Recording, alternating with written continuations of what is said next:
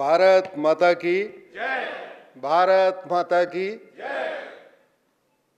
एक बार आप सब लोग खड़े हो जाएं। 2 घंटे से बैठे हैं, थोड़ा सा ऐसे स्ट्रेचिंग कर लें, थोड़ा सा स्ट्रेचिंग ले लें। अपने दाएं बाएं नमस्ते करें मुस्कुराते हुए। क्या बात है, मौसम बदल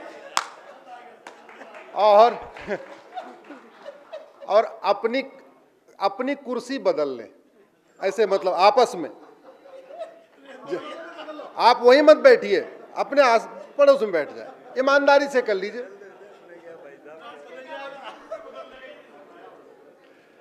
अगल बगल थोड़ी कुर्सी बदल लें, आपस में बदल लें,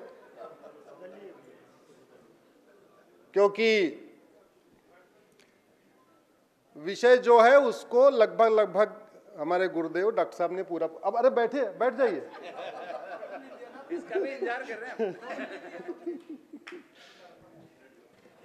तो बीमारी की चर्चा हो गई है, हम चर्चा करेंगे दवाई की। अब हम बीमारी की बात नहीं करेंगे, हम बात करेंगे दवाई की। ये बीमारी कैसे ठीक होगी, कौन ठीक करेगा, कितने दिन में ठीक हो सकती है, कैसे ठीक हो सकती है। इस बीमारी को ठीक करने के लिए थोड़ा बहुत गिलहरी प्रयास मैं जो कर रहा हूं सुप्रीम कोर्ट में, मैं उतना ही बताऊंगा। लगातार संवाद करेंगे आधे घंटे, मैं लगातार आपसे पूछता जाऊंगा, आप लगातार जो आपके मन में सही गलत हो बताते जाइए। डॉक्टर अच्छा हो लेकिन दवाई गड़बड़ हो, बीमारी ठीक होगी क्या? जोर से बोलिए जरा। नहीं। ड्राइवर अच्छा हो, गाड़ी गड़बड़ हो, यात्रा सुरक्षित होगी क्या? नहीं। ऐसे शासक अच्छा हो लेकिन व्यवस्था गड़बड़ हो, सिस्टम गड़बड़ हो, तो देश सुरक्षित नहीं होता। दूसरी बात, वकालत करने के पहले मैं इंजीनियर था, मैं मारुति में था। नौकरी छोड़ के आने का उद्देश्य यही था कि मैं बहुत दिनों से समस्याओं की वाई एनालिसिस किया करता था। यहाँ बहुत सारे हमारे इंजीनियर भाई बैठे होंगे, या नहीं भी होंगे तो एमबीए के लोग होंगे, डॉक्टर होंगे, उनको पता होगा 5W एनालिसिस, वाई एनालिसिस। कि आप या बाकी आप सब लोग बिजनेस व्यापार करने वाले, आपको पता है रिस्क असेसमेंट करते हैं, कोई भी व्यापार करने में रिस्क असेसमेंट करते हैं, वाई एनालिसिस करते हैं। तो जब मैं एज ए इंजीनियर भारत की समस्याओं की वाई एनालिसिस कर रहा था, तो मुझे यह समझ में आया कि हम जिन समस्याओं से परेशान हैं ये लाइलाज नहीं है। कुछ समस्याओं का इलाज चीन ने किया है, कुछ का इजराइल ने किया है, कुछ का रूस ने किया है। इसमें एक भी समस्या लाइलाज नहीं है। मानव निर्मित कोई भी समस्या लाइलाज नहीं होती। मानव निर्मित समस्याओं का इलाज है, लेकिन वो मानव को ही करना पड़ेगा, वो ऊपर से भगवान आके ठीक नहीं करने वाला। क्या बात है।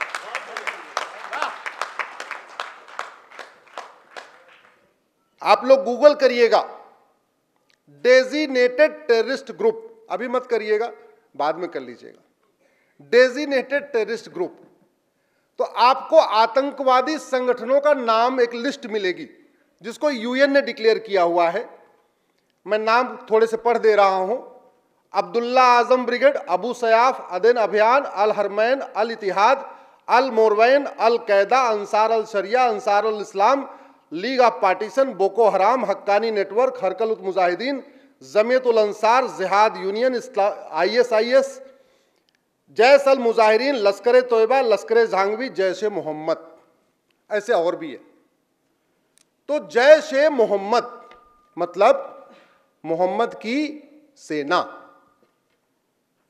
कभी आपने जैसे गणेश सुना क्या? जैसे शंकर सुना क्या? जैसे हनुमान सुना आपने? जैसे महावीर सुना क्या?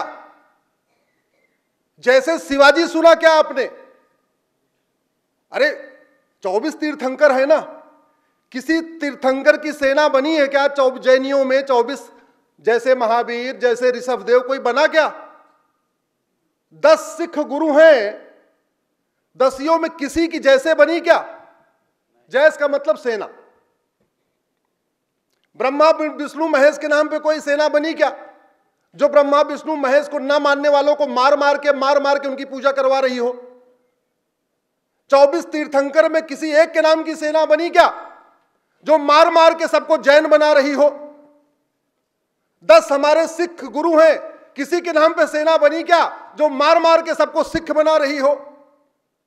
जैसे गणेश नहीं बना, जैसे बालाजी नहीं बना, जैसे शंकर नहीं बना, जैसे ब्रह्मा नहीं बना, जैसे विष्णु नहीं बना, जैसे राम नहीं बना, जैसे कृष्ण नहीं बना, जैसे गौतम बुद्ध नहीं बना, जैसे महावीर नहीं बना। लेकिन आतंकवादी का संगठन का नाम क्या है? जोर से बोलिए। जैसे नाम मतलब अर्थ क्या हुआ? मोहम्मद की सेना। क्या अंतर क्या है? सोच में क्या डिफरेंस है? प्रोफेसर साहब बता रहे थे, दुर्योधन का ननिहाल गंधार जब तक गंधार था, जब तक वहां वेद पुराण था, शांति थी, समृद्धि थी, खुशहाली थी। जैसे मोहम्मद मतलब XYZ नाम की सेना गई, गंधार कंधार बन गया, अफगानिस्तान बन गया। आज बदहाल है, फटेहाल है, भूखों मर रहे हैं, रोज बम धमाके हो रहे हैं। राजा भरत का ननिहाल जहां से माता कैकेयी आई थी, वो कैकेयी आज की डेट में पेशावर कहलाता है। जब वो कैकेयी था, शांत था, समृद्ध था, खुशहाल था, अब पाकिस्तान बन गया है, रोज बम धमाके हो रहे हैं। कुंभा शांत था, समृद्ध था, खुशहाल था, काबुल बन गया, अशांत है। 90% पारसी जहां पे रहते थे उस देश का नाम था पर्शिया, शांत था, समृद्ध था, खुशहाल था। जैसे वो ईरान बना, रोज बम धमाके शुरू हो गए। बालिक शांत था, समृद्ध था, खुशहाल था, जैसे बल्ख बना, अशांत हो गया। कंबोज शांत था, समृद्ध था, खुशहाल था, जैसे बदक्सा बना, अशांत हो गया। सुवास्तु शांत था, समृद्ध था, खुशहाल था, जैसे स्वात घाटी बना, अशांत हो गया। तक्षशिला शांत था, समृद्ध था, खुशहाल था, जैसे वो रावलपिंडी बना, अशांत हो गया। तुर्की अशांत है, यमन अशांत है, कांगो अशांत है, ईरान अशांत है, इराक अशांत है, सूडान अशांत है, इजिप्ट अशांत है, सीरिया अशांत है, बांग्लादेश अशांत है, फिलीपींस अशांत है, सोमालिया अशांत है, पाकिस्तान अशांत है, नाइजीरिया अशांत है, तजाकिस्तान अशांत है, अफगानिस्तान अशांत है। इन सब में कॉमन क्या है? जोर से बोलिए जरा, क्या कॉमन है? अब आपका विषय अब शुरू हो रहा है। मैं कुछ बताऊंगा नहीं, जवाब आपको देना पड़ेगा। मैं तो सवाल पूछूंगा आपसे, जवाब आपको ही देना पड़ेगा। मेरे से असहमत है तो बता दो, सहमत है तो हां करो। कुछ झूठ हमारे देश में बचपन से सिखाई जाती है, वो मैं रख देता हूं कि सर्वधर्म संभाव। ये सर्वधर्म संभाव नाम का शब्द न वेद में है, न पुराण में है, न गीता में है, न रामायण में है। पता नहीं किस पाखंडी ने शब्द लाके खड़ा कर दिया, मुझे समझ में नहीं आता। सर्वधर्म संभाव होता ही नहीं है। अरे धर्म एक है तो सर्व कैसे हो गया? सर्व तो वो होता है जहां कई सारी चीजें होती हैं। मेरी PIL चल रही है धर्म और रिलीजन के ऊपर। संविधान की शपथ लेने वालों को आज तक इतनी बात समझ में नहीं आई कि धर्म अलग होता है, रिलीजन अलग होता है। धर्म जोड़ता है, रिलीजन तोड़ता है। आप लोग गूगल कर लीजिएगा, धर्म रिलीजन। अश्विनी उपाध्याय, केंद्र सरकार को नोटिस हुआ है, शिक्षा मंत्रालय को नोटिस हुआ है। हमने ये कहा है कि प्राइमरी में एक चैप्टर डालिए कि धर्म क्या होता है, रिलीजन क्या होता है।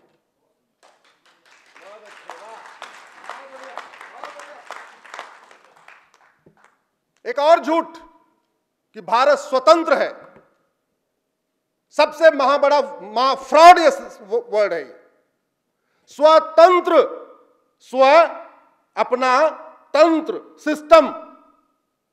75 साल के बाद तू मैं होता है, आरोप प्रत्यारोप होता है, नूरा कुश्ती होती है, बतेलोबाजी होती है, तू चोर मैं सिपाही होता है। कहां हम स्वतंत्र हैं? शिक्षा का तंत्र, एजुकेशन सिस्टम हमारा है क्या? जोर से बोलिए जरा। पुलिस सिस्टम हमारा है, जुडिशियल सिस्टम हमारा है, टैक्स सिस्टम हमारा है, बिजनेस सिस्टम हमारा है, कोई सिस्टम हमारा नहीं। इस घटिया टैक्स सिस्टम के कारण सारे व्यापार हमारे हाथ से निकलते जा रहे हैं। आज समय नहीं है। मैं भी, मेरा कार्यक्रम हुआ था बॉम्बे स्टॉक एक्सचेंज में, मुंबई में। वहां करीब 500 चार्टेड अकाउंटेंट थे। वहां मैं बता के आया हूं कि ये इनकम टैक्स कैसे हिंदू विरोधी है, कैसे सनातन विरोधी है, ये जीएसटी सिस्टम कैसे हिंदू विरोधी है, सनातन विरोधी है। वो वीडियो आप लोग गूगल कर लीजिएगा, one nation one tax, Ashwini Upadhyay Google करिएगा, मैटर चल रहा है। आज वो विषय नहीं, मैं बताता आपको कैसे ये टैक्स सिस्टम सनातन धर्म को बिजनेस के फील्ड में पीछे ले जा रहा है। थोड़ा बता दूं, अमर अकबर दो भाई, अमर अकबर, अमर के दो बच्चे, अकबर के 10, दोनों को टूर एंड ट्रेवल कंपनी खोलनी है। अमर के भी 2 ही बेटे, 10 गाड़ी चलानी है तो 8 ड्राइवर खरीदना पड़ेगा, 8 ड्राइवर हायर करना पड़ेगा। अकबर को जरूरत नहीं है। अमर को चूंकि अब अमर के लिए मजबूरी है, Amar tour and travel company बनाने के लिए, 10 गाड़ी चलवाने के लिए Amar tour and travel company register कराना पड़ेगा। जैसे उसने रजिस्टर कराया, वो इनकम टैक्स के दायरे में आ गया, वो जीएसटी के दायरे में आ गया, वो वैट के दायरे में आ गया, वो टीडीएस के दायरे में आ गया। जैसे उसने कंपनी रजिस्टर कराई, सीधे सीधे उसको एक ऑफिस भी खोलना पड़ेगा। 10 गाड़ी चलवानी है, अमर को ऑफिस खोलना पड़ेगा, इनकम टैक्स फाइल करना पड़ेगा, जीएसटी फाइल करना पड़ेगा, वैट फाइल करना पड़ेगा, सीए रखना पड़ेगा। वहीं दूसरी तरफ अकबर के 10 बच्चे थे, उसने एक एक गाड़ी सबके नाम पे खरीद लिया। अंतर क्या आया, चूंकि अकबर ने सफेद पट्टी वाली गाड़ी खरीदी तो उसको 10 लाख में मिल गई, अमर ने पीली पट्टी वाली गाड़ी खरीदी, उसको 11 लाख में पड़ी। तो इनिशियली जहां 10 गाड़ी 1 करोड़ में मिली, वहीं अमर को 10 गाड़ी 1 करोड़ 10 लाख में पड़ी। 10 लाख शुरुआत में लॉस।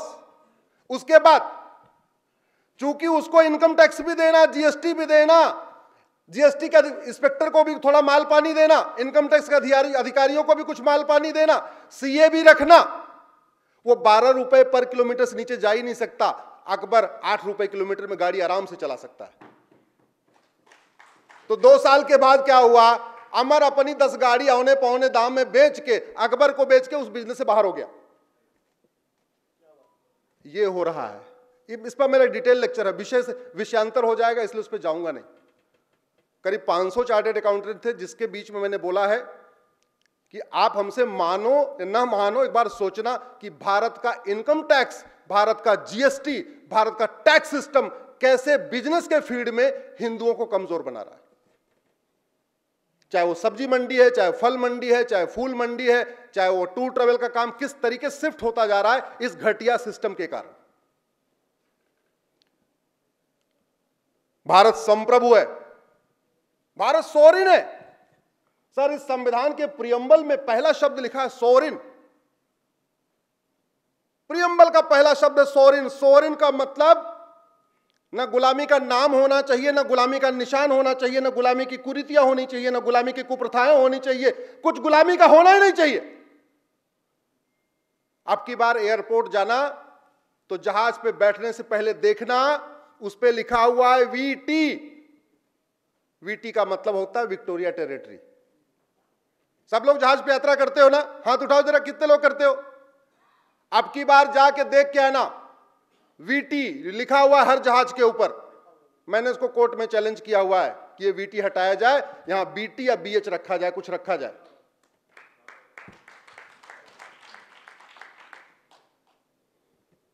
सारे जहां से अच्छा हिंदुस्तां हमारा। घूसखोरी है, कमीशनखोरी है,